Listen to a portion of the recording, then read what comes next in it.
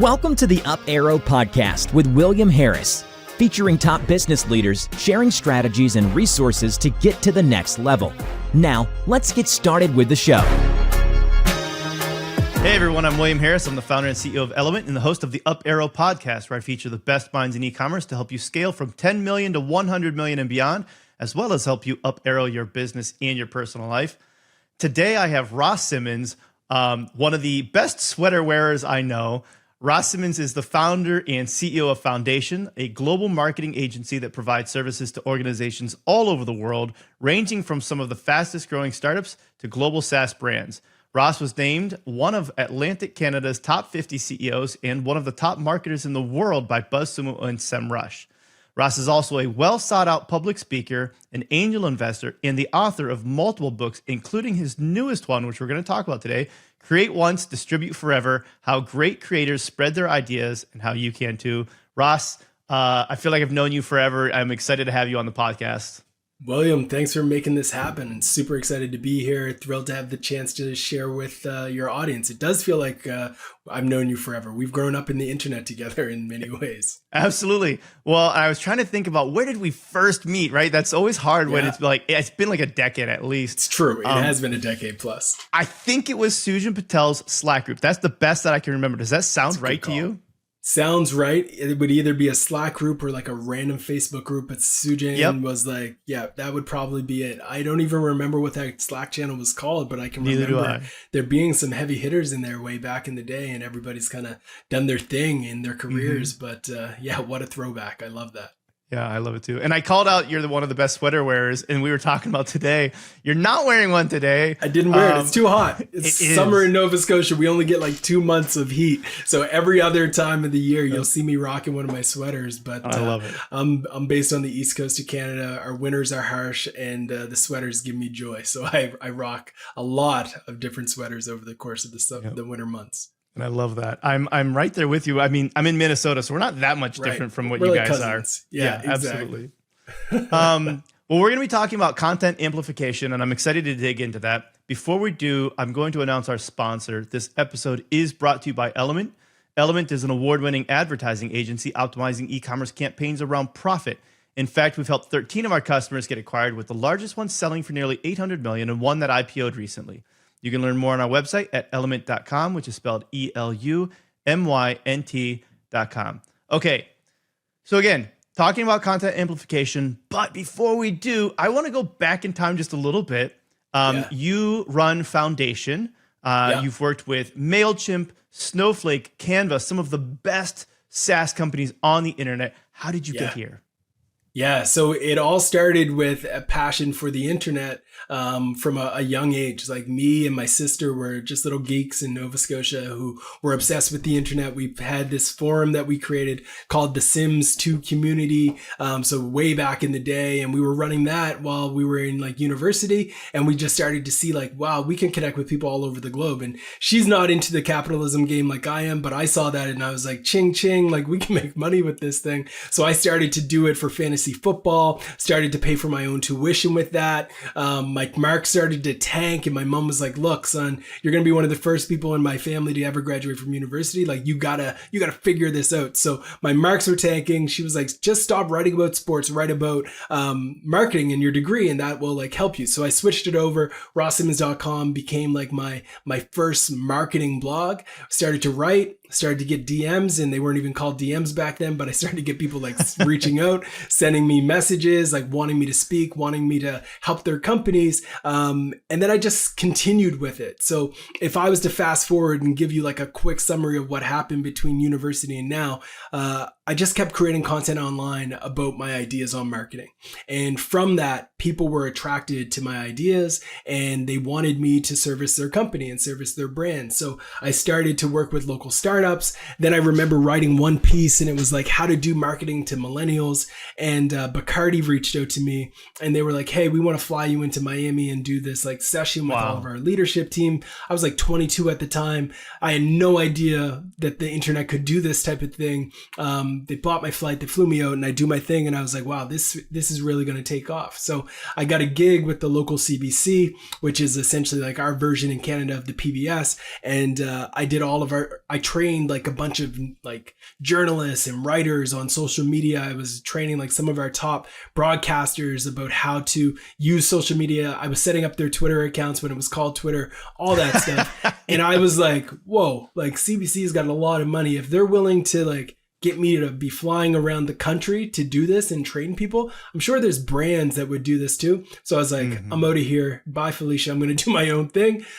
Quit, started my own thing, kept writing, kept creating. And then the clients just kept knocking on the door, which is great. And you fast forward to today, as you mentioned, we've worked with some of the most ambitious brands in SaaS. We've helped them scale their content marketing engines. We've helped them build content marketing engines that have driven multi-millions of dollars on a monthly, weekly basis. And it's been an absolute joy. I've also had the privilege of investing in some companies that have gone to the moon, so to speak. And it's been a fun journey. I love the game overall.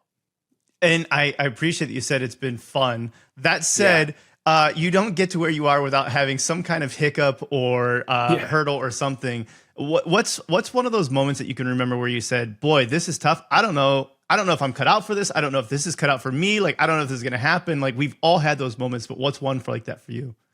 William, I will never forget when I got on stage for the first time and spoke in front of an audience about marketing. My nickname in high school was Shy Ross. I was a shy kid. I didn't like attention. I didn't like people looking at me. None of that was my jam. I was super quiet. I probably said like 5 words a day maximum. And I see a lot of these traits in my kids today, but like I was shy. And I went in, I signed up to speak at this event, and I go on stage and I'm wearing a white shirt.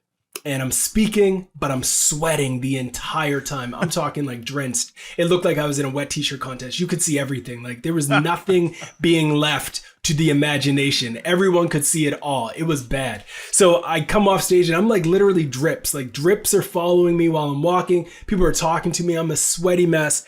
And I was like, I'm done in this game. Like these folks are gonna like, I'm written off.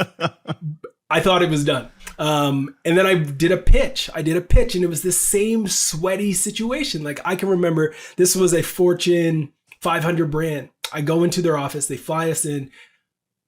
I thought I had it and I just am drenched in sweat, reeking with nerves. Like my pitch was great, but I physically was a mess. Sure. And, I had to overcome that. I had to overcome the fear of just like being fully in front of people.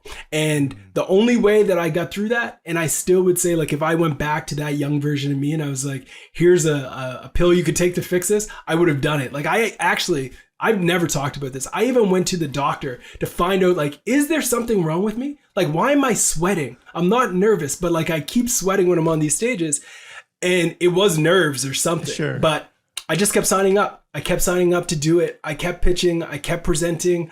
I kept trying to reach out to the biggest conferences I could find. Nice. And eventually it became easy. And now I can go down to like Brazil, for example, recently. And I spoke in front of like 12,000 people. And then I didn't sweat. I didn't stress. It was a very chilled experience. So that was brutal. It was like one of the worst things for me to overcome, and probably one of the most difficult because it was embarrassing, because it's sweat and that's gross. And like there was no coming back with some of those relationships. I didn't get the pitch. I still believe I lost that deal because I was a sweaty mess.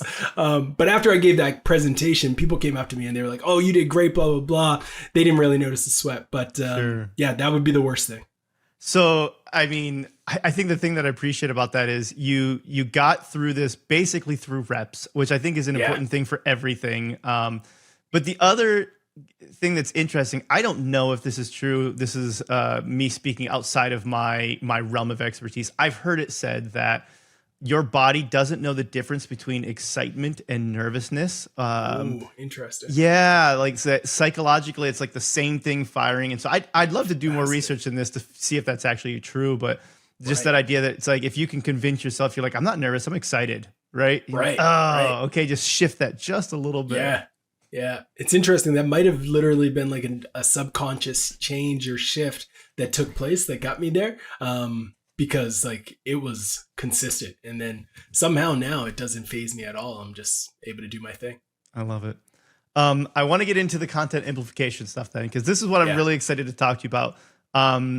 When you've got this book here, Create Once, Distribute Forever. This is the most recent one. When did this come out? This is only a couple months old now. Yeah, it is. It came out in 2024, so early April. Yeah. What is I mean, it's obvious from the title, but like, if you were going to summarize this a little bit more for people listening, like, what is the goal of this book?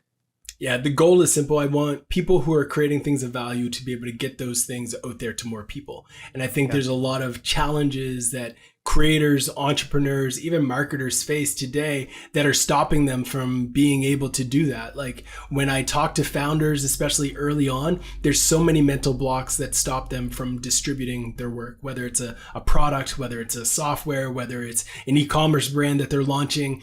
People are struggling with a lot of mental things associated with distribution. And I think once you get through those roadblocks, the next step is really to figure out, amidst all of these different channels, TikTok, Instagram, Facebook, LinkedIn, Snapchat, you name it, Reddit, Quora, all of them, where do you go? Like, where do you go? So the book is intended to be a twofold kind of a book where first we dive deep into the opportunity. We dive deep into understanding what might be stopping you from distributing your content relentlessly. And then the final one, which is actually a playbook on all of the ways that you can distribute your stories and get them out there to the world.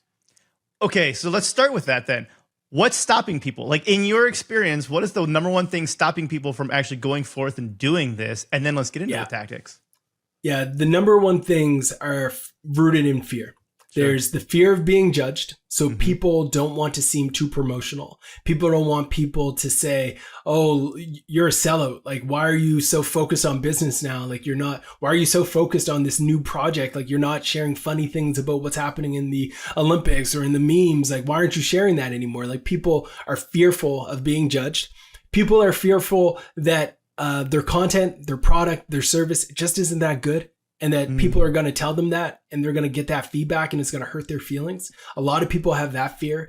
People have a real fear in social media age of being unfollowed. So people are afraid that they're going to be too promotional, talking about their work. And because of that, people are going to smash that unfollow button, and that hurts their ego. And those are some of the biggest fears that people have. It's like the fear of being judged. They're fearful of kind of being shown that, like, oh, I did this thing and people don't actually like it, and getting that response. These are some underlying fears that a lot of people have when it comes to not actually distributing their work as much as they should. Yeah.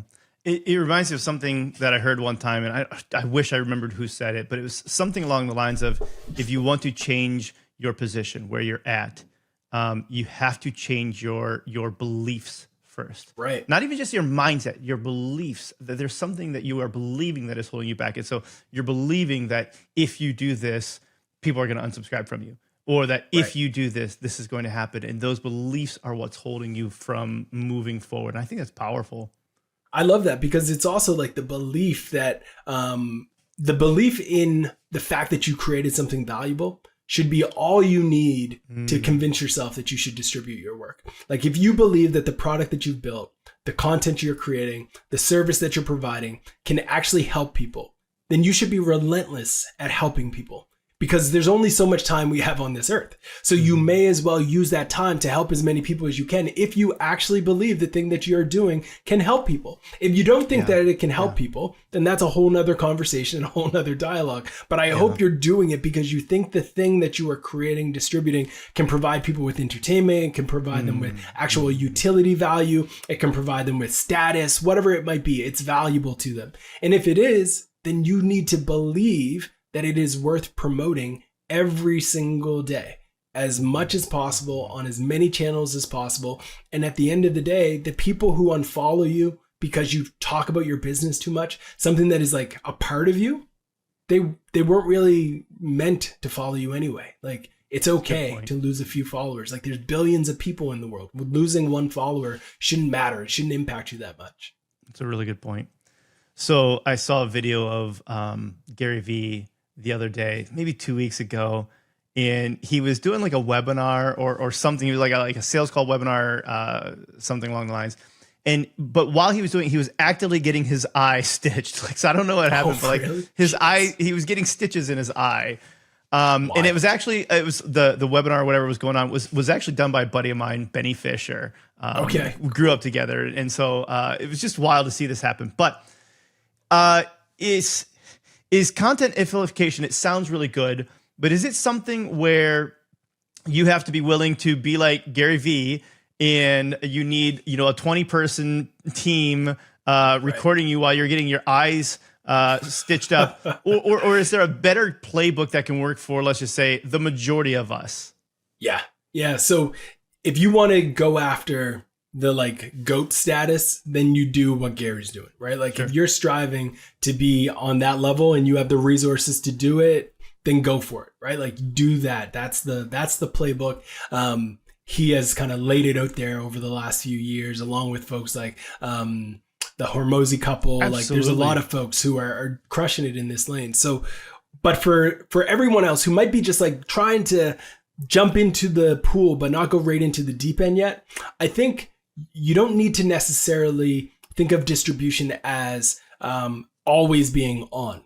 Right? Like you can still take care of your day to day. But what I would advise is that you block time off in your calendar on a weekly basis. If you can do daily, even better, where you add like, let's say an hour, where in that hour, you're going to maybe set up a camera. Maybe you're going to schedule some time with somebody on your team and you're going to jump on a Zoom call. And when you get on that Zoom call, they're going to ask you a bunch of questions about things that you're working on, things that you're thinking about, some news, some media coverage, stuff like that. And you're just going to answer them.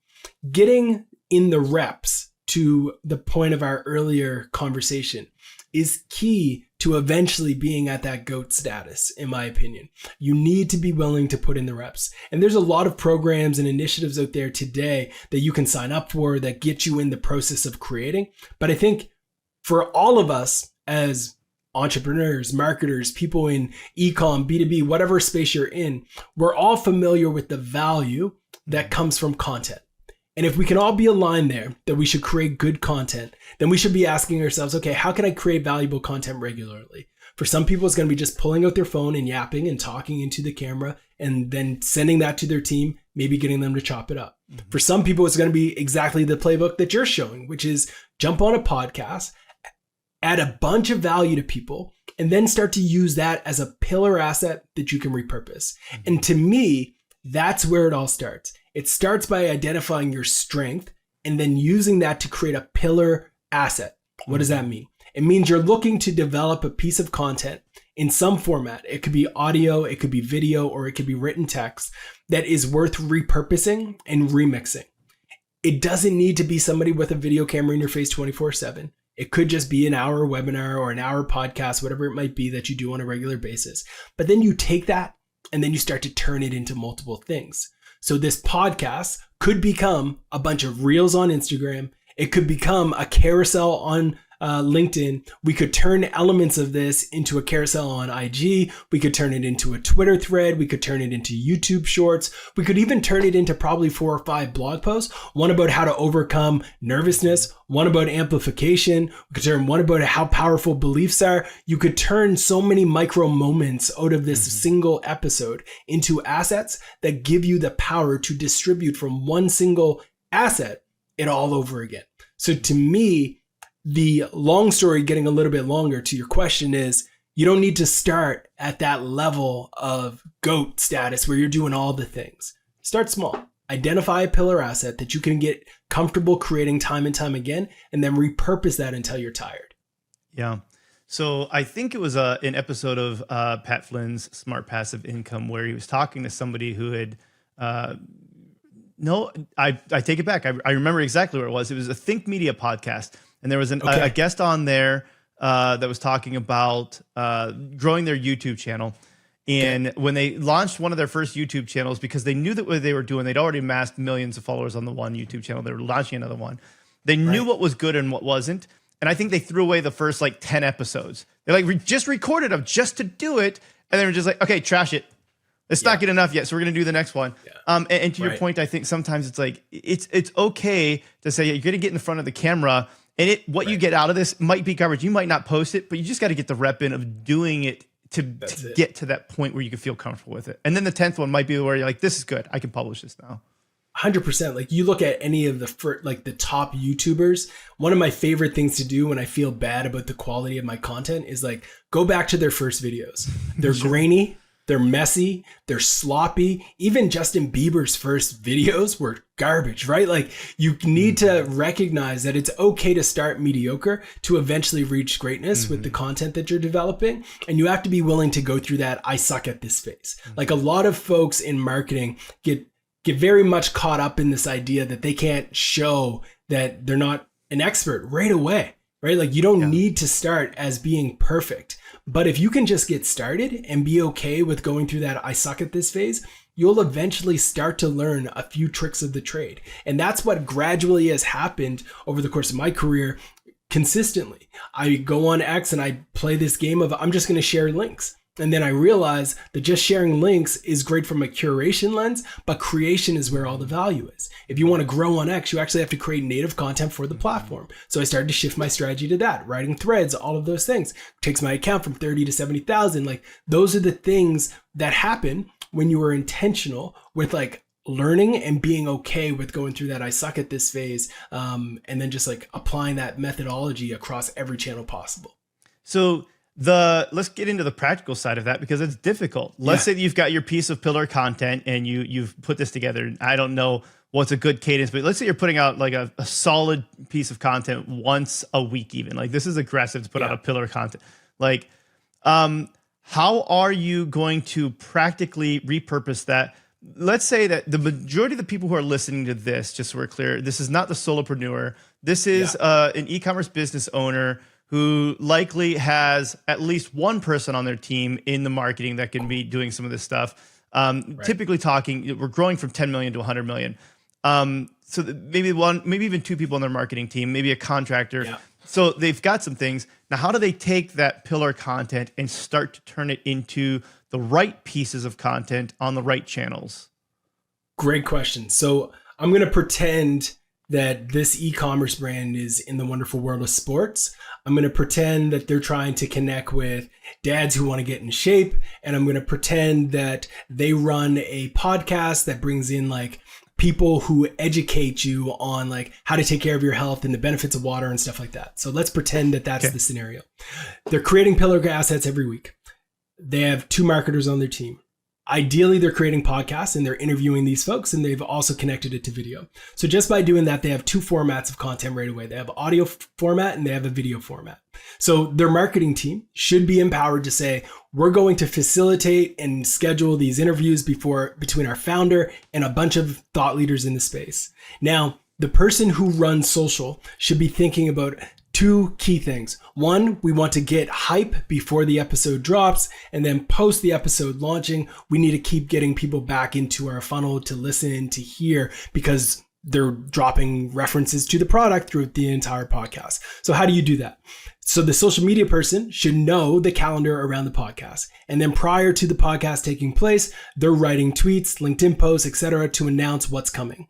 They're also potentially even after the podcast is recorded, going to schedule in Premiere through YouTube an upload of the video asset that's going to launch that interview. So now you're going into YouTube, you're going to have that Premiere pillar asset go live. You're then going live on Spotify, Apple. You're probably using a syndication service to make sure that you hit every podcast platform that you can. Now, that same social media person is also good at listening. So they listen to the actual episode and they try to find money moments. Now, a few years back, we actually would have had an individual listen to every episode for a client to find key moments where they're talking about things, and they'd write down by hand the timestamps. Now there's tools with AI like Claude, ChatGPT.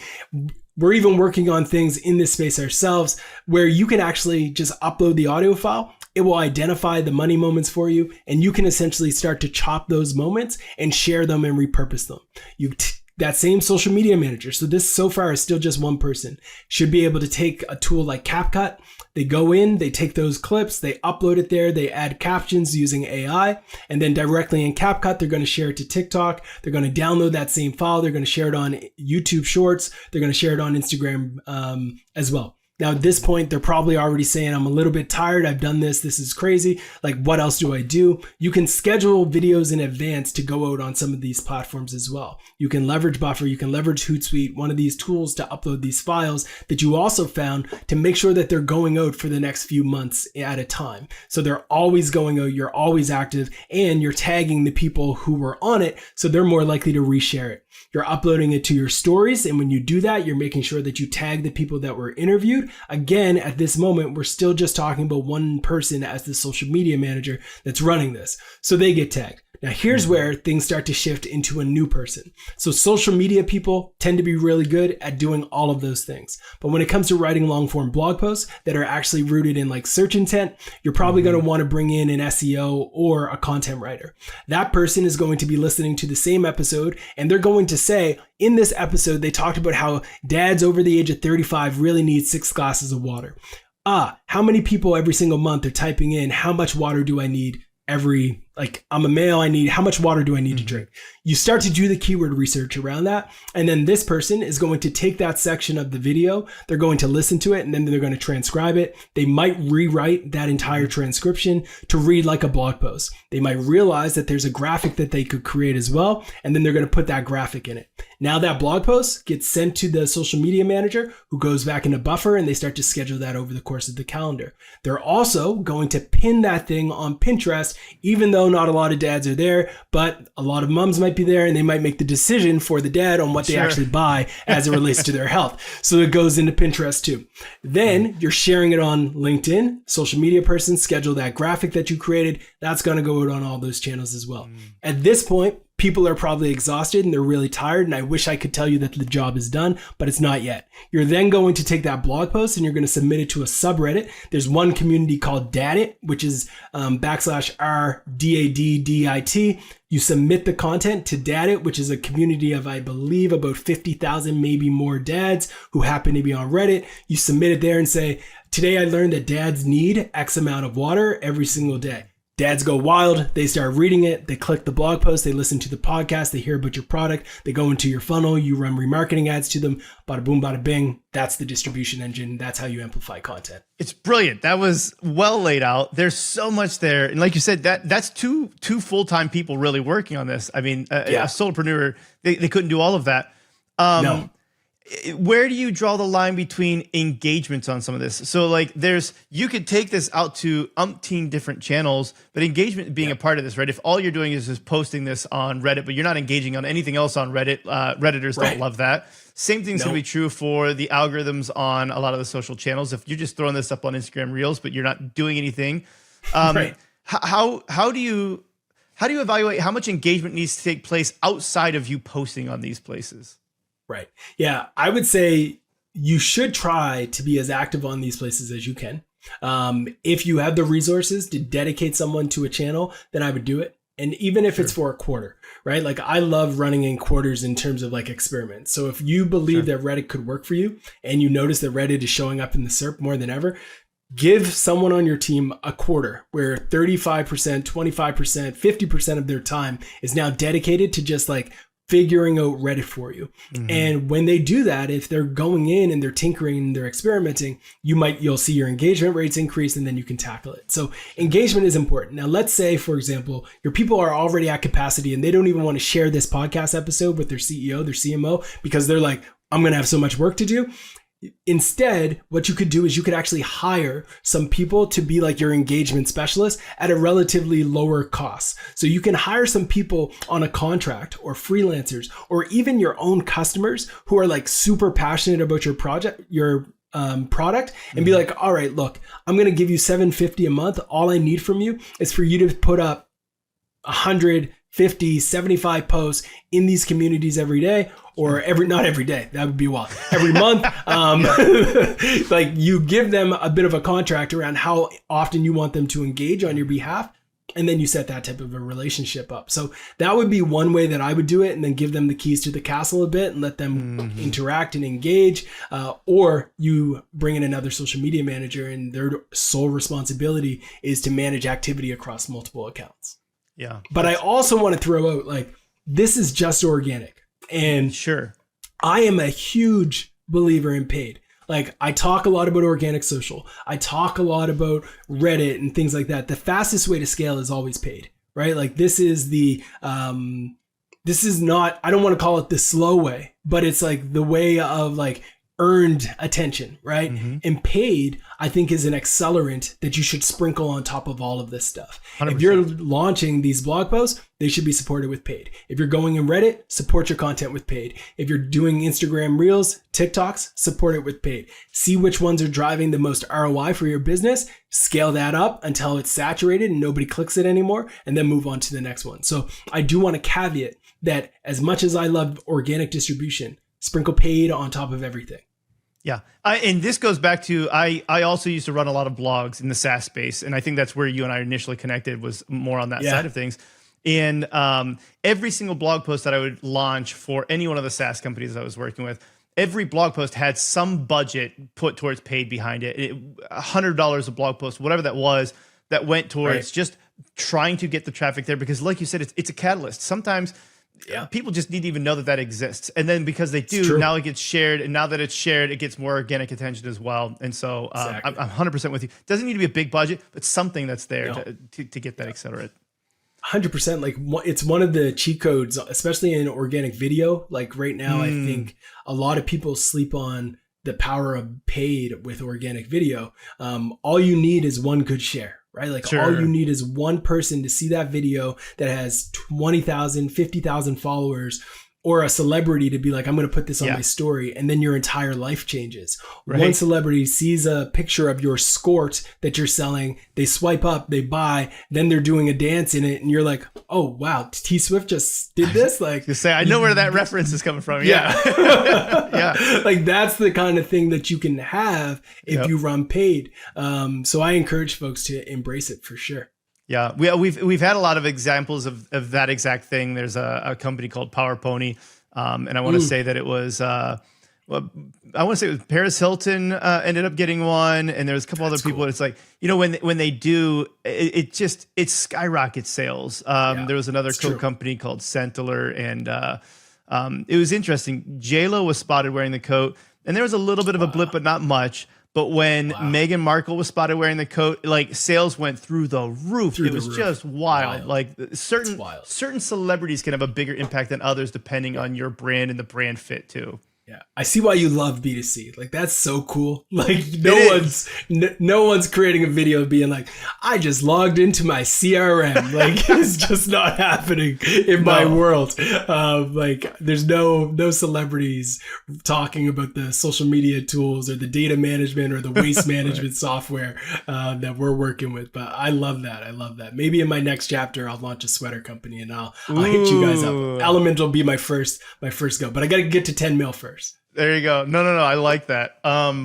Okay. So talking algorithms a little bit more. Another thing that sometimes I think about, and maybe I'm paranoid, but I'm convinced that LinkedIn knows what I did. And so if I write a post on LinkedIn and then I click Command C, I'm convinced that it knows that I just Command C this, and it's like, we're going to devalue this post that you're about to post.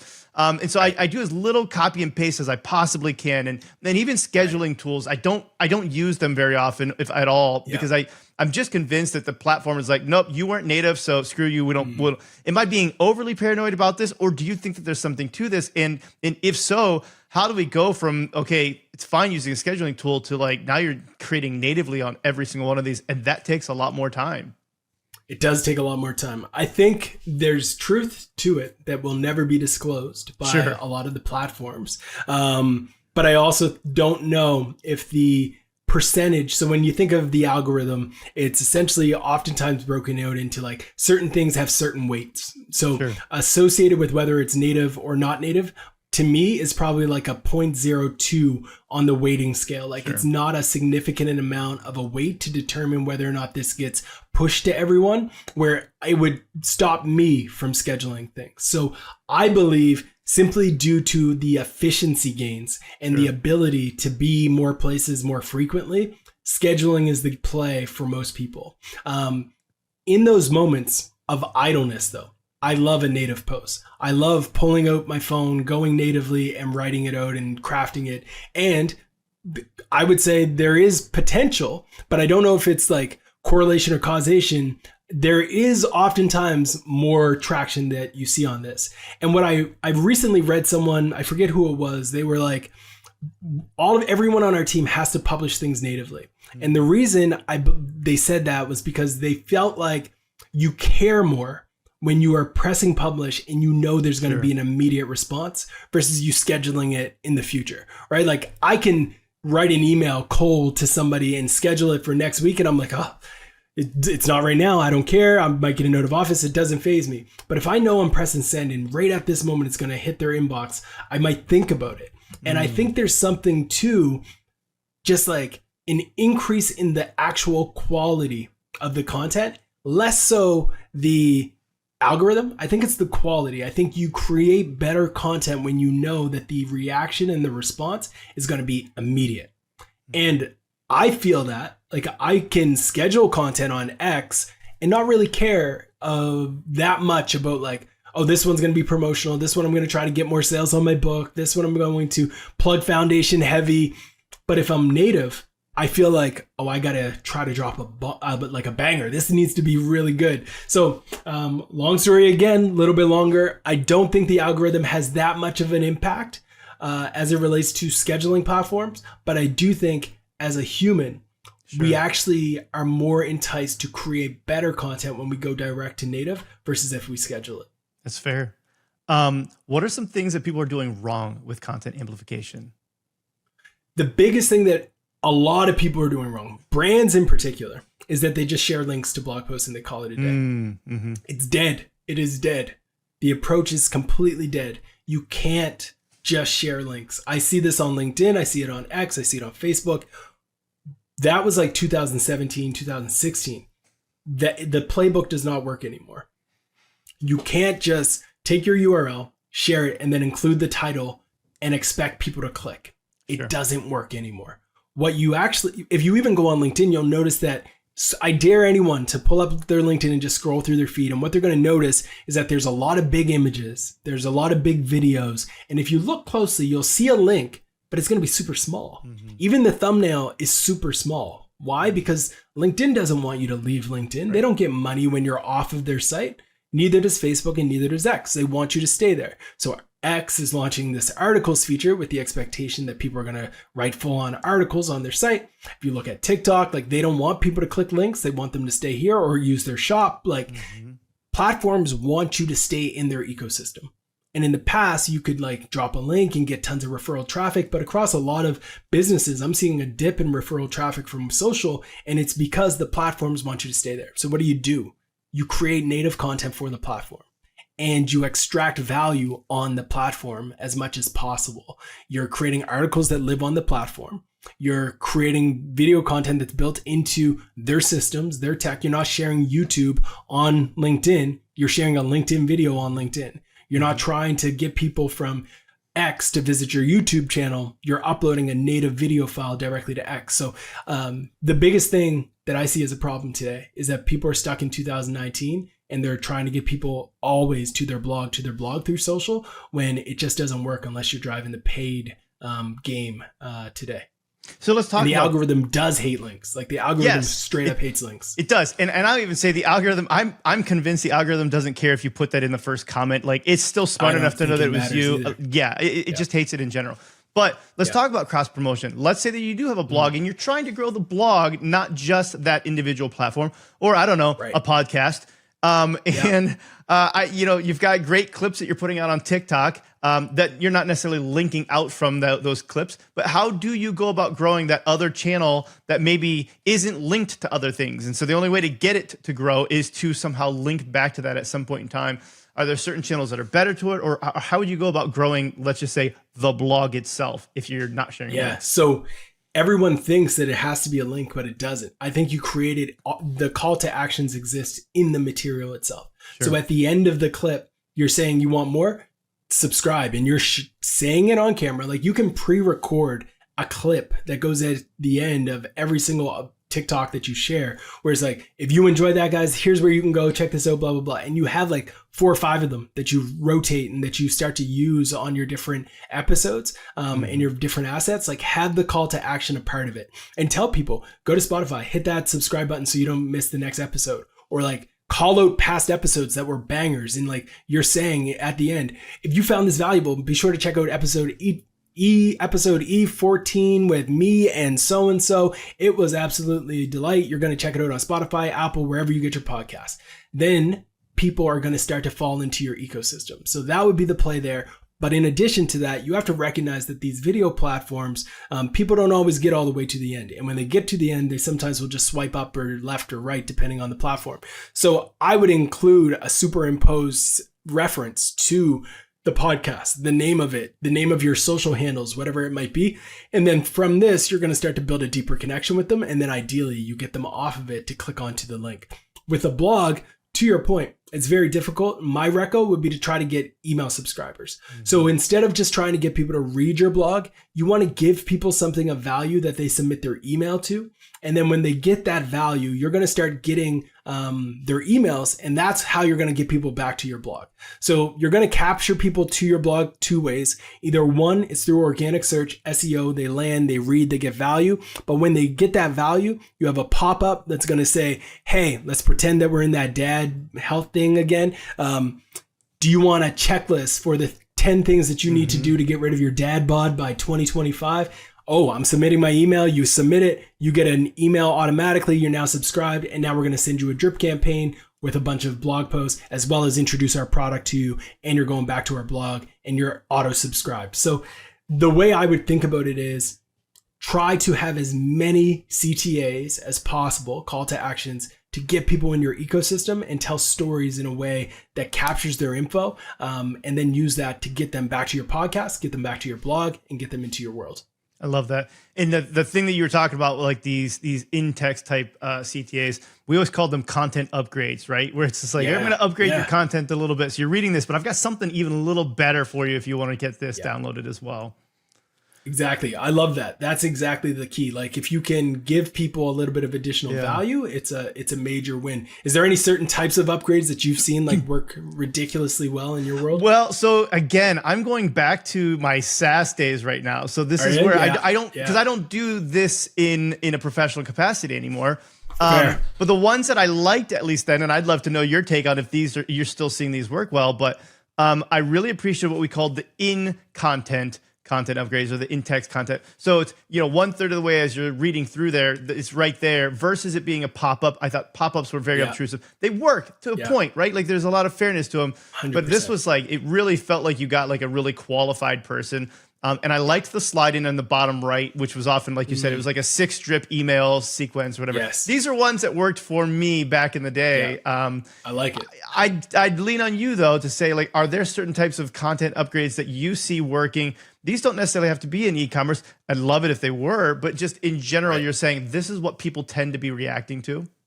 Yeah, the challenges still hit. Like this is e-commerce in particular specific. Like there's a lot of ways that you can get a lot of value by having challenges associated with like things that people care about. And then when you get them in there, you're able to sell your product and offer it and communicate it to people. I see those as still working ridiculously well. And the reason is simple. It gives people a bit of a time frame on how long they're going to have to invest in something. So intent is high and they're like, okay, I'm going to go into a green smoothie challenge. Oh, I need this blender to actually go in the green smoothie challenge. So that tells me, one, I need to buy their smoothies. So you've got a customer. If you sell smoothies, that person just bought it. Cool. Congratulations. And then you get to drip campaign them out, hopefully build a thriving community with them. And then more people are going to be like, I did this green smoothie challenge and it was amazing. And then it just starts the cycle again. So I think there's a lot of value in that. One other thing that has been interesting is communities as a upgrade. So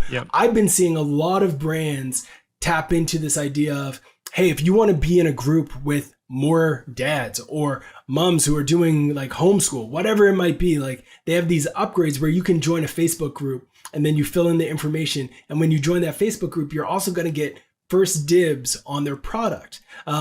There's this thing called a Ruin You. I don't know if you've heard of this, but it's like this baby climbing thing that we bought for our kids. And there's this Facebook group and they run a masterclass on content distribution. Before they launch like new blocks and things, they go to this group and they're like, hey folks, we're doing a pre-launch, and they'll announce it in the group. And then everybody sees it and everybody's like, they're selling out before it goes live for the masses. It's wild. And it all happens because on their website somewhere, they had like this CTA, hey, join our group. And you get them in, and it's just like a great place for them to distribute their content. And we talk about groups in the book as like an underrated distribution channel, because when you look at Facebook, you look at X, you look at all these platforms, the ability for a brand to connect with its followers has never been more difficult. On LinkedIn, I was looking at a post, Google put up this post and they had like 5 likes, but they had like 800,000 followers. How does that make sense? Yeah. It doesn't make sense, but the algorithm doesn't want them to reach their audience. They want them to pay to reach their audience. What I love about groups is that it feels more human, and as such, it shows up in your feed more organically. I think Facebook's going to be investing a lot more into like the groups functionality and making it even a pay to play game a little bit as more and more brands start to catch on to the opportunity there. But I think groups is a ridiculously underrated opportunity for distribution for brands, no matter if you're e-com, B2C, B2B, you name it. Groups are wildly underestimated in my opinion. I love it. So, because I got a question about groups then. Yeah. Well, I agree with you completely. It's interesting also that Facebook tends to be the dominant one in a lot of B2C type groups. Slack always felt like it was the dominant one for a lot of B2B type groups. For sure. There are groups that, I mean, like we're in Discord groups and every other group, right? Like in circle.so and like there's lots and lots of groups now. Yeah. I want to pull back on some of the content amplification stuff.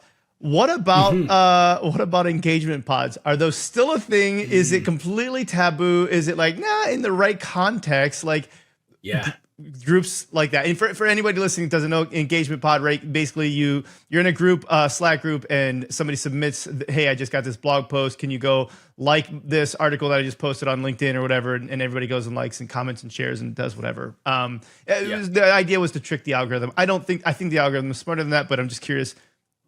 Benefits, cons. Yeah. So I think times are changing. I think in the early days, it was an amazing growth hack that could get you millions, hundreds of thousands of impressions in the matter of minutes. Not every social media channel is created equal though. Like I think on X, you can play the game with engagement groups and crush it. I think you can get a ton of reach, a ton of impressions, connect with a bunch of people. You could also get banned and blocked for doing it, but I think you can get a lot of traction. On LinkedIn, I think it still works relatively, but not to the same level of extent that it used to. In probably 6 years ago, it was a great way to win and you could do some ridiculous numbers. On Instagram, it died. I think on Instagram, it's completely dead.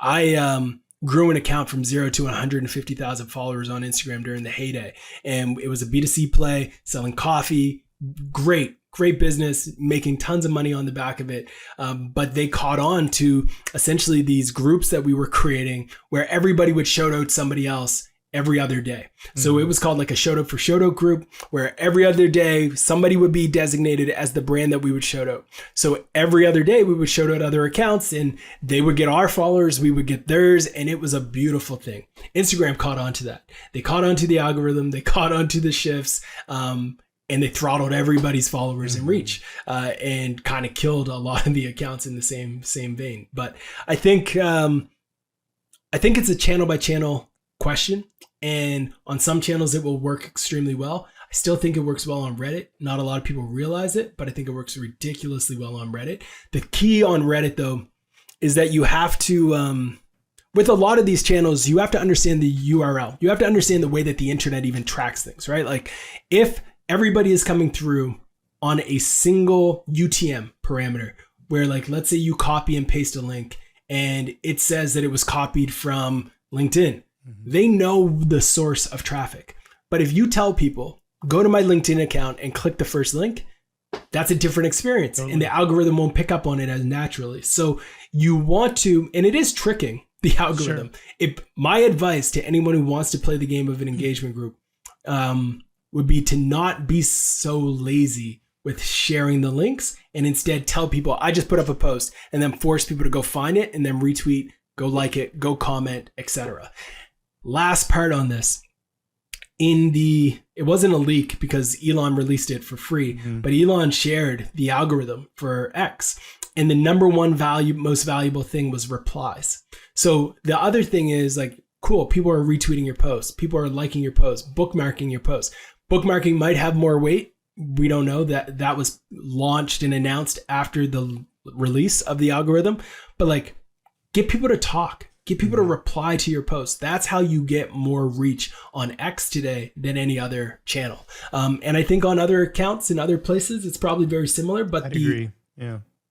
But the thing that you got to keep in mind is like AI is ruining a lot of things, and all these AI comments aren't doing anybody any favors. And if you have if your response is just an AI written comment, guess what? The algorithm has AI built into it. It knows that was written by AI, so it isn't going to work.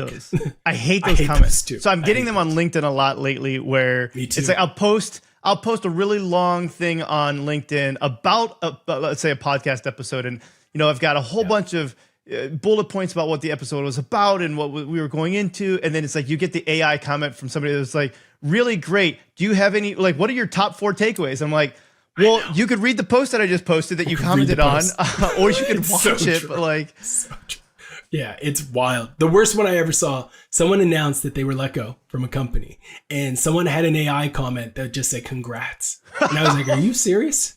Are you serious? This person's like asking if anybody knows where they should apply, introductions to recruiters, etc. But they were like, I had a great X number of years. And then this person was like, congrats. I'm like, whoa, like that's not it. That's not it. That's not it. That is a very beneficial segue into AI, because I wanted to talk to you a little bit about AI with distribution as well. And you brought this up a little bit about even just using ChatGPT. And I'll tell people right now, I use ChatGPT with a lot of the stuff that I do on my podcast as well. And so I will use ChatGPT where I'll upload the transcript and I'll say, can you pull out for me any companies that were mentioned, any people that were mentioned, what are the timestamps? Can you pull out for me like the top 10 quotes that deal with XYZ topic? Can you pull out for me? Cool. There's a whole these different things that I'm asking ChatGPT to do, because it makes my work easier.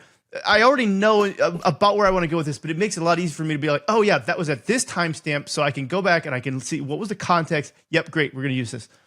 What are some ways that you are seeing AI really help accelerate the amplification game? So there's a lot of different ways. The first one I would say is that it used to take a lot of time to create anything, but now it can be accelerated. So you can take an entire transcript of a podcast and be like, hey, I want you to pretend that you're Ross Simmonds, a digital marketing specialist, and you also specialize in copywriting. Here's what I want you to write. I want you to write 4 LinkedIn updates, 2 tweets, and I want you to write a blog post summarizing this entire conversation. Can you do this for me? And then it's going to actually do that. You also are going to say please and thank you, because you don't want the AIs to come and get you and your family someday. I feel that. I don't know if that's like the northerness here, the Minnesota, but yes. I'm being nice to mine. So you get that content and you can like use it to actually start to schedule your stories and the things that you promote within the matter of minutes and seconds, which is pretty cool. You can also leverage it to like create visuals and images, which is also fascinating, right? Like before you would have to find a designer, you would need stock photos and things like that.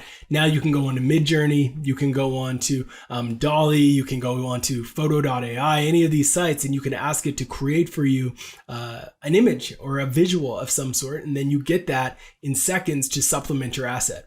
If anyone is interested in seeing a fully optimized SEO article that was written 100% with AI, well, not 100%, because I'll give you a hint into it in a second. Just Google SaaS pricing guide foundation marketing, and you'll see this piece that we wrote. It's a couple thousand words. It's 100% AI. It was submitted to subreddits and got a ton of traction. People loved it. Put it into a community called Indie Hackers. People went wild for it. We closed deals on the back of this piece, and it was all written with AI. Now, even the graphics and images within this piece were created with AI. And the way that you do it is just like essentially treating the AI like a colleague rather than just a task manager. And you talk to it, you give it insight, you share with it links, you give it some data, you give it some ideas, and then you work with it. And then we have what we call like this content elevation checklist, where after we get AI to create a piece, we go through a checklist of things that we need to do to improve it.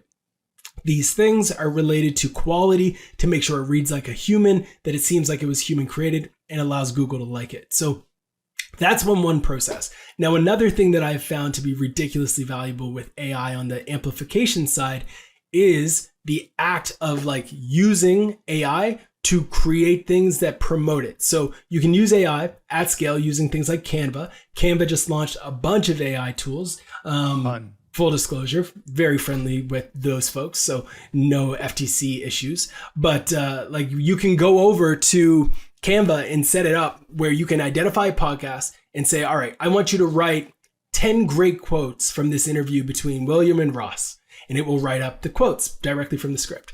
You can then say, hey, AI, can you now send me a spreadsheet with that and include William's handle for X, Ross's handle for X in that spreadsheet next to the quotes and who said what. They'll format that all. You can now upload that to Canva. Canva can use its smart automation feature to like literally take your quote and input it into like 20 or 30 graphics.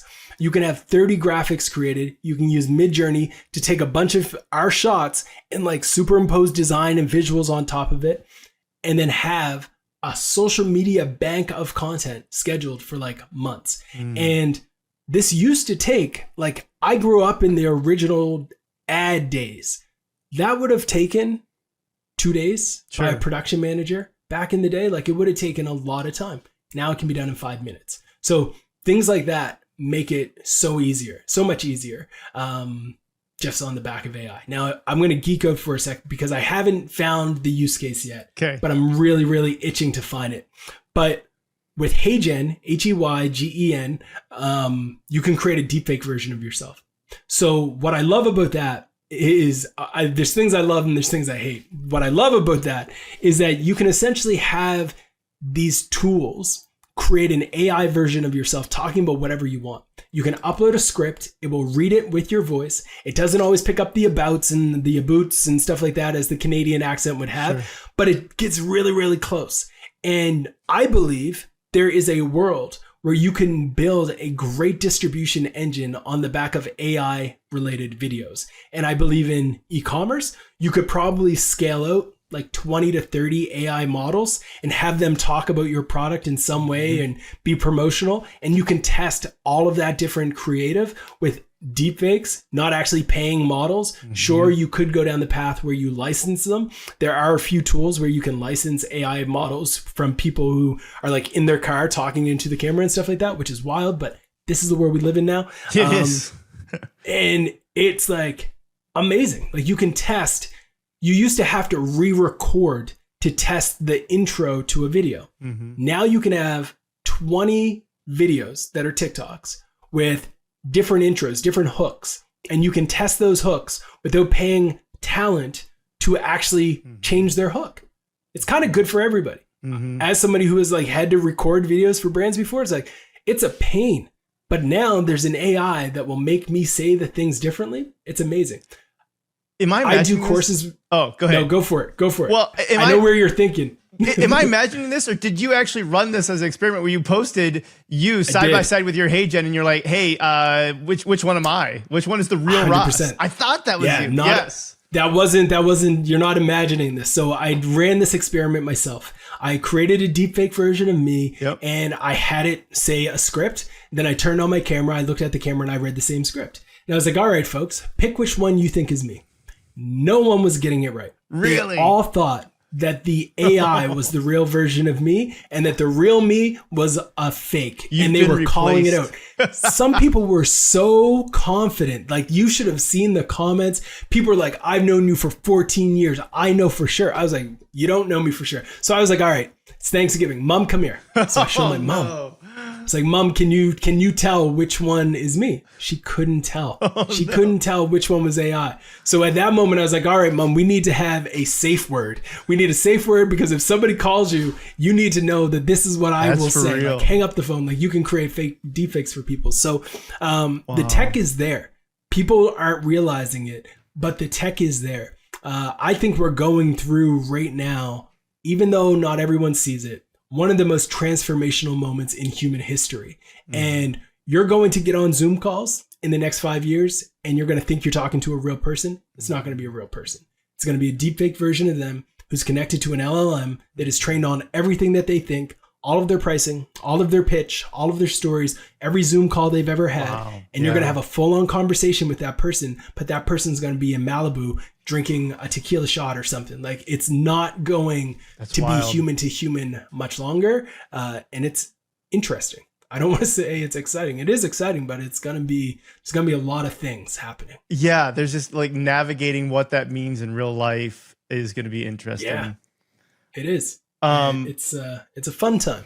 It is a fun time. It is a fun time because you're at the start of something completely transformative. And figuring out how to navigate that is interesting.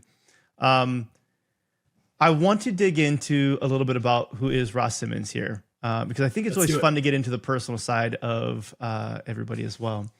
Tell me a little bit about your childhood, and is there somebody who had an impact on you becoming an entrepreneur, or what do you think, what helped you to become the Ross Simmonds that is today, that your mom can't tell is the real one versus the fake one? Yeah, for sure. So I grew up in Nova Scotia, small little town called Preston. And I would say like we were lowish income family, but two, like people would say like you're not privileged, but I was ridiculously privileged with love. Like my parents were super involved. They gave for me everything they could. They were always showing up for every sporting activity, even though my dad was my own basketball coach and he benched me once because I wasn't that good and I didn't practice enough. But like they were there, they showed up. Yeah. So I had all the love in that regard.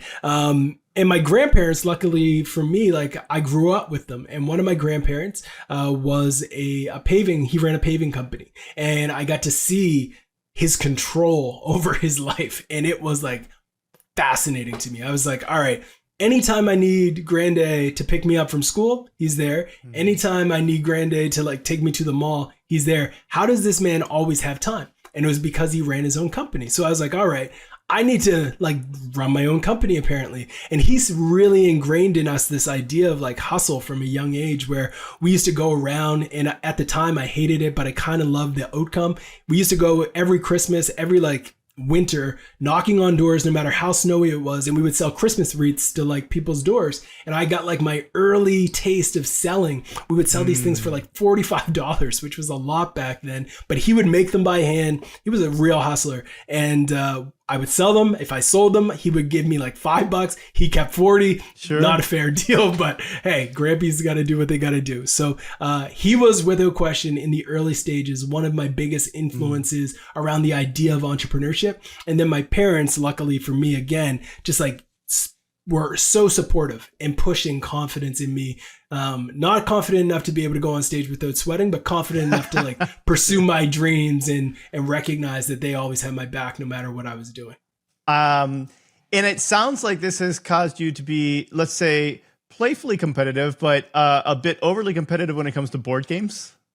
Oh man, I do love a good board game. It's true. Like me and my cousins, we used to spend a lot of late nights playing Monopoly. I am obsessed with board games. I even back in the day when I was in elementary school, me and one of my cousins, we entered a competition where we had to design a board game, and we designed this game called Your Race to the NBA. It was like a mix of the game Life plus like something that we came up with, and we won like the local community like competition for the best board game, which was amazing. And that like got my itch to always compete. So we kept going in, we kept competing, and we kept doing things. And I just fell in love with board games. I fell in love with chess. I joined a chess club, became relatively good. I still don't think I'm as good. I still can't beat my dad. He's a killer at it. But like, I'm big into it. Like now I'm training my little ones how to play. I'm big into Catan. I'm big into all those things. And the reason is because, like, to me, this is a little bit of a weird thing,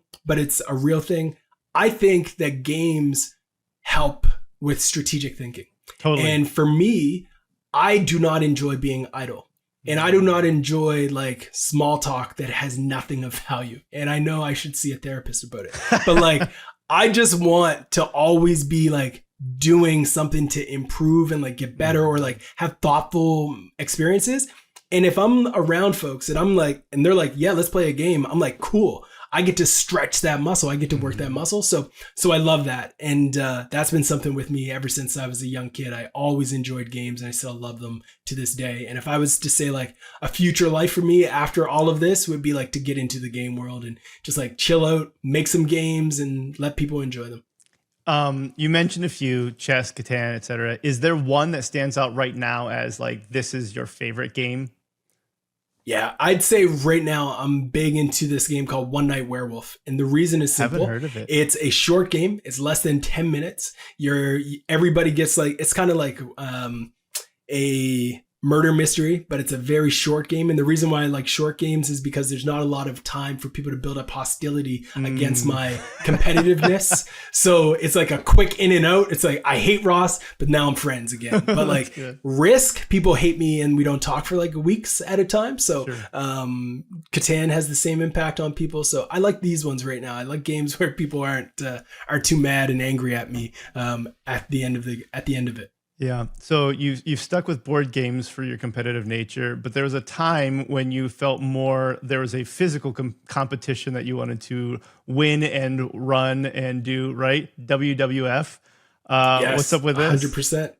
Yeah. So when I was a young kid, me and my dad, every Thursday was SmackDown or something like that. We were just like always geeking out over wrestling. And I wanted to be the 1, 2, 3 kid. Like I wanted to be a wrestler. Shawn Michaels, all those guys I aspired to. And even today, like I've got wrestling toys as like little commemorations from my childhood. I've got a D'Lo Brown. I've got The Rock, Mark Henry, all of these guys that were a part of the Nation of Domination back then. I loved wrestling. It was a big part of my childhood. And I just fell in love with it. And I fell in love with the art of it. I no longer watch it as closely. Like once in a while, I got a few group chats where people will start to talk about it and I'll be like, oh, cool. What's going on? And then I'll see WrestleMania or something like that. But I don't watch it as much as I used to. I do miss the days in which I could enjoy it all the time. But I think that's a past life that I loved for sure. And I think about like, I can remember many days screaming at the top of my lungs, do you smell what the Ross is cooking at my classmates, and it being a real thing. So yeah, I love those days. That reminds me of on the basketball courts when I was growing up, instead of Grant Hill, I was Grant Will, right? So it was like, I'm Grant Will. I love it. That's amazing. I understand that there's a quote that you live by, and I always appreciate learning what kind of quotes people live by, because I think that it tells you a lot about what's in their heart, what's in their mind. And this phrase that you told me, it's a wonderful phrase. Thank you. What is the phrase? What is the quote that you live Hakuna by? Matata. It means no worries, right? Like it's a life philosophy. And I've lived by it, and it's just one of those things that allow me to kind of just stay the same amidst chaos, right? Like, oftentimes I feel like the world needs more Hakuna Matata right now. Like a lot of people need Hakuna Matata, because there's no reason to be as stressed as we are. Like society is more stressed than ever. We're more anxious than ever. We're stressed over everything. And I think everybody can just chill a bit. And I love Hakuna Matata because it's like, at the end of the day, all we've got in this life are the experiences that we share with one another, and that's it. Like, let's enjoy it. Let's enjoy this thing and recognize everybody's gonna have differences, and that's cool too. It's like Hakuna Matata. As long as you're not doing harm to anyone, like I'm chilling. I'm cool. You're cool. Let's just chill. So I live by that philosophy, and I hope that I can pass it down to my kids, because to me, that's really a lot of my essence is around now that I'm a dad, it's like passing down as much good as I can to them. And for me, I would love, and I know it's going to be tough. I know it's going to be hard. I know you can't control all of it, but I really do hope that they have a philosophy that is close to that Hakuna Matata, because I would hate for them to always just be stressed. And I think so many people are overly stressed in a world that doesn't need them to be as stressed as they are. Completely. And I honestly, let me go deeper on this. I think for me, the reason why it's easier to be Hakuna Matata, as like my quote, is because I've seen a lot. And because I've seen a lot, I know that a lot of this stuff in business and that is in the modern world and that is now in my privileged life doesn't really matter, right? Like a lot of the stressors aren't that big of a deal. Like I lost one of my cousins to like a gun violence back in the day, right at the end of my driveway. That's real stuff, right? Like somebody unfollowing me on X doesn't matter. Right. Someone complaining about something on the comments on LinkedIn doesn't matter. Someone calling my book bad doesn't matter. So like Hakuna Matata, all these things don't matter to me. Like they're not that big of a deal. So I think a lot of people would benefit from having a bit of perspective on like, at the end of the day, is what's going on and stressing you out right now going to matter 5 years from now, 10 years from now? If not, Hakuna Matata, keep it moving. Let's go. I love that.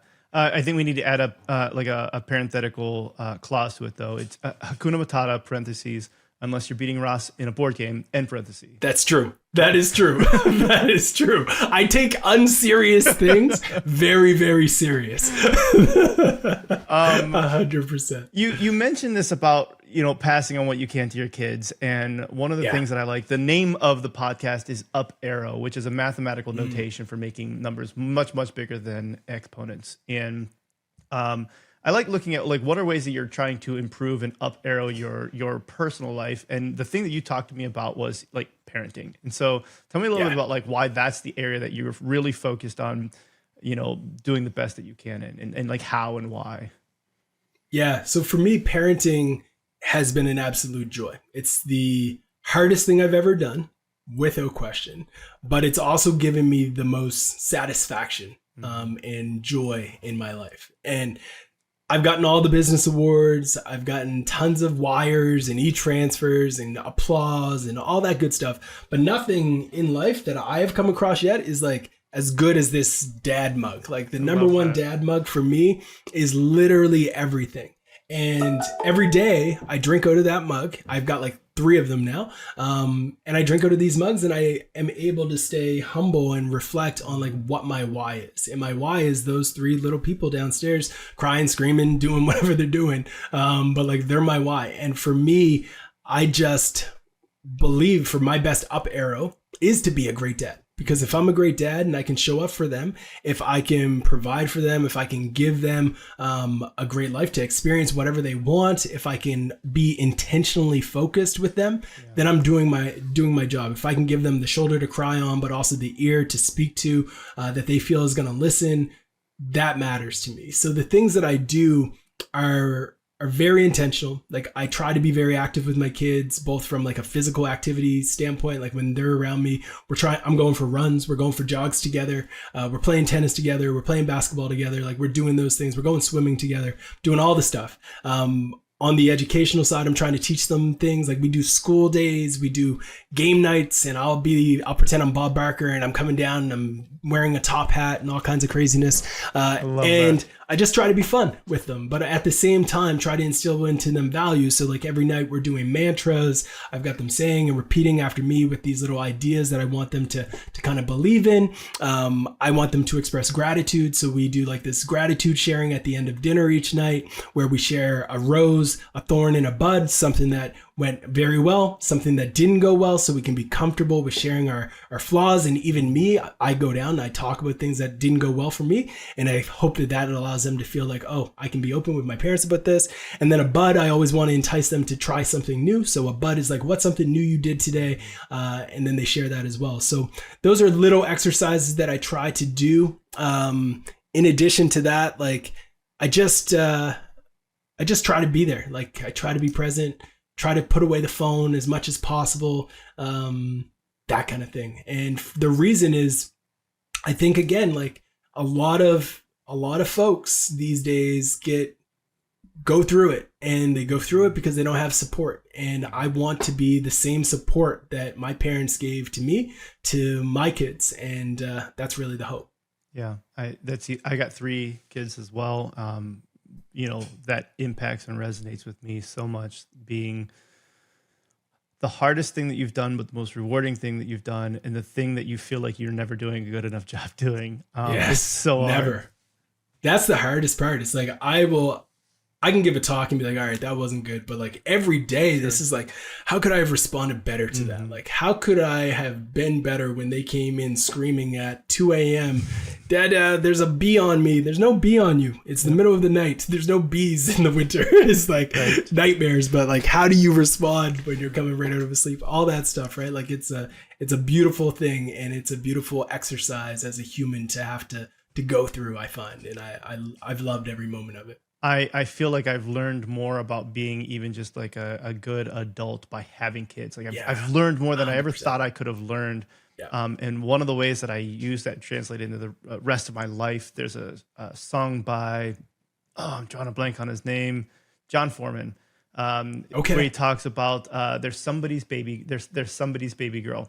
And the song talks about how this lady is homeless and drunk, and he's like, sure, she's just trying to get high and blah, blah, blah, but she's somebody's baby girl and she's somebody's baby still, right? And it's just the idea that it's like, I think just putting that into perspective, that the person who's honking their horn at you, or the person who just did XYZ at work, or the person who's doing this or this, or just flicked you off, or whatever's going on, like there's somebody's baby. And there was a time when they were a 2-year-old, a 3-year-old who was like, pick me up. There was a time when they were like, play hide and seek with me. And like, when you can put yourself in that mindset and just think, we're all still actually that person. We're grown up. We have like bigger bodies now, but there's not much difference from that. It helps me to have compassion for people much more than I think I would otherwise. That was beautifully said. Yeah. I love that. I've got one more question for you. Because I found out this just the other day, and I didn't realize this about you. You love physics, and if there was a topic that I was going to nerd out more on than anything else, it's physics. I love it. If I wasn't doing this, if I could just go back and just do anything that I want, I would probably be not just in any physics, but studying the physics of light. It's one of my absolute favorite things. I love it. What That's area awesome. of physics are you the most excited about? Are you, and I'm just going to throw a few things, like, are you quantum physics? Are you getting into some of the stuff that Terrence Howard's talking about on the Joe Rogan podcast? Like, where do you go? Where's your physics journey? Yeah. So it's a story. So holy smokes, this is going to sound bad. A long time ago, I met a girl, and she is now my wife. And we went to high school together, and I was 1 grade above her, and she was bright. She was super smart. And I was like, okay, smart person, can you help me with my math and my bio class and my physics class? And she became my tutor. And then fast forward, we're now married and stuff, but she was always 1 year behind me. And she always was able to like tutor me on things that I was doing the year after. And she got a physics degree. Cool. And she got a minor in meteorology. And she is still to this day the smartest person that I know. She's way smarter than me. That's why I also was like, all right, we need to make babies, because if we can combine your smarts with my ambition, we're going to have some great kids. So through all that, my competitiveness came out, and I was like, physics? I got to learn physics. I'm still a marketing degree major, but like, I need to know physics. So I went down the rabbit hole. Quantum physics is like the thing I geek out about. Yeah. But more than anything, it's like, I read the basics still to this day, because I'm trying to be able to like have intelligent conversations with my wife. That's really cool. She's like a trained meteorologist. She's a brilliant mind and has a physics degree and all that stuff. And I just like try to keep up with her. So I'm deep into the books. I've been in them for a long time, just to be able to have those conversations, the things that we do for love, you could say. Absolutely. I love that. Ross, it's been so fun having you here on the show today. If people want to work with you or follow you, what's the best way for them to get in touch, stay in touch? Yeah, the easiest place to go would be rosssimmons.com. That's where you can find links to all of our businesses, foundation, labs, the stuff that we're doing, software products that I'm working on, all of that good stuff. And you can add me to any of the social media channels as well. I'm on all of your favorite platforms, all of your favorite channels. But before we do wrap up, William, thank you so much for having me on. Thanks for bringing this type of content to the industry at large. We need more of it across all spaces. So thank you for making the time, and huge shout out to you and the entire Element team. I love what you folks are doing. Man, I really appreciate that. It's been really, really good. Thank you for sharing your heart, your passion with us. And thank you everyone for jumping in and listening to us today. Have a great day. Thanks for listening to the Up Arrow podcast with William Harris. We'll see you again next time, and be sure to click subscribe to get future episodes.